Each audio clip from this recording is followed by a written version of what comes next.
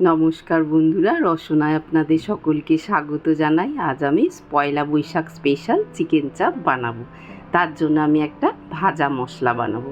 একটা শুকনো খোলায় 1 চামচ সাজিরা, মরিচ আর জায়ফলের 4 ভাগের 1 ভাগ টুকরো, একটা 4-5টা এলাচ, একটু লবঙ্গ আর জয়িত্রী দিয়ে দেবো। দিয়ে ভালো করে শুকনো খোলায় ভেজে নিয়ে যখন দেখবেন এভাবে সুগন্ধ বেরোচ্ছে তখন ঠান্ডা করে গুঁড়িয়ে রেখে দেব।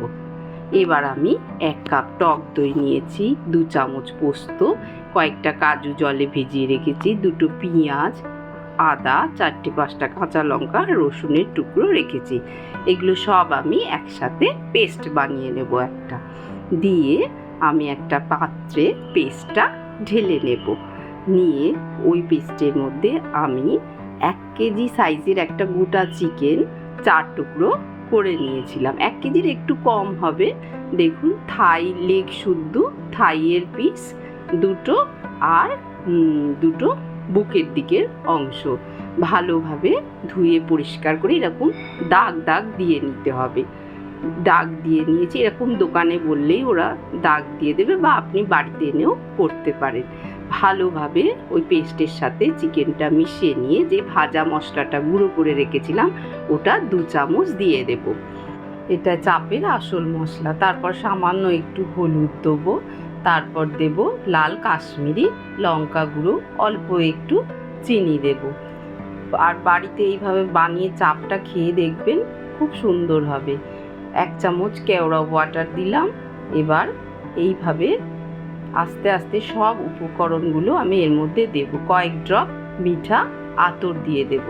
তারপর দেব পরিমাণ মতো নুন আর দেব সাদা তেল, কিছুটা পরিমাণে সাদা তেল দেব। দিয়ে খুব ভালো করে সব উপকরণগুলো চিকেনের গায়ে হাতের সাহায্যে মাখিয়ে নেব।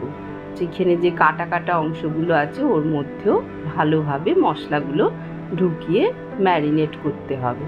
খুব ভালোভাবে দেখুন এইভাবে হাতের সাহায্যে সব মশলা যাতে চিকেনে ঢুকে যায়।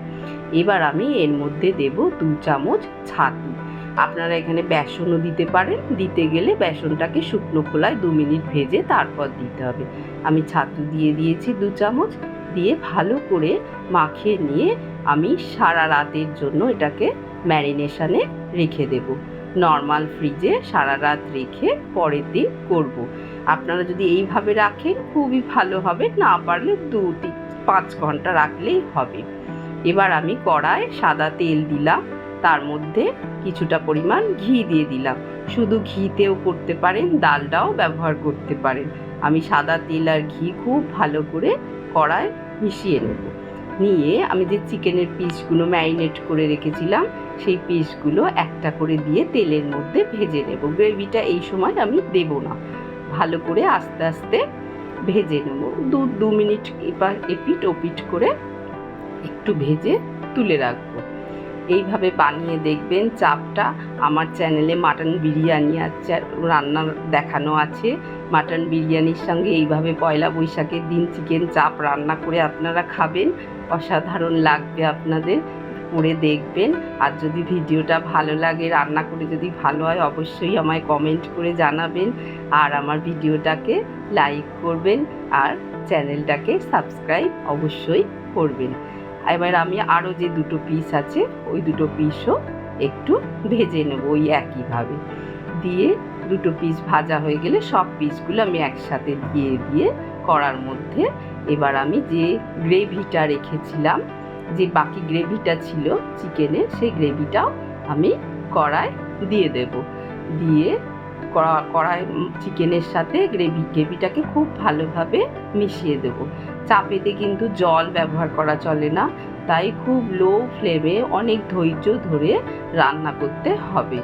একদমই গ্যাস জোরে করা যাবে না। এবার আমি চাপা দিয়ে দেবো। এই চাপার মধ্যে আমি প্রায় এটা খুলছি 20 মিনিট পর, কিন্তু আমি এর মধ্যিখানে অনেকবার ঢাকনা খুলে নেড়ে চেড়ে উল্টে পাল্টে চিকেনটাকে দিয়েছি। আর গ্যাসের ফ্লেমটা একদম লো করে রাখতে হবে। এবার আমি দুধের মধ্যে 1/2 কাপ উষ্ণ দুধে কিছুটা কেশর ভিজিয়ে রেখেছিলাম সেইটা আমি এই চিকেনের মধ্যে, প্রায় আমার হয়েই এসেছে, চিকেনের মধ্যে দেব। কেশরটা দিলে কি হবে, সেন্টটাও সুন্দর বেরোবে আর কালারটাও অপূর্ব হবে। এই দুধটা আমি এবার চিকেনের ওপর দিয়ে দেব, দিয়ে আরও কিছুক্ষণ ফুটিয়ে নেব। ফুটিয়ে নিয়ে আস্তে আস্তে দুধটাকে পুরোটা মিশিয়ে দিয়ে ভালোভাবে ফুটিয়ে নেব। আপনারা আর কি রান্না দেখতে চান আমাকে অবশ্যই বলবেন, আর চিকেন চাপটা অবশ্যই বানিয়ে খাবেন। দেখুন আমার চিকেন একদম সিদ্ধ হয়ে গেছে। এবার আমি একটুখানি চাপা দিয়ে স্ট্যান্ডিং টাইম নিয়ে আমার চাপ রেডি হয়ে গেছে। কড়ার গাটা আমি ভালো করে পরিষ্কার করে দিলাম, দিয়ে আমার চাপ রেডি। আমি ঢাকনা দিয়ে দিলাম, সার্ভ করে দিয়েছি।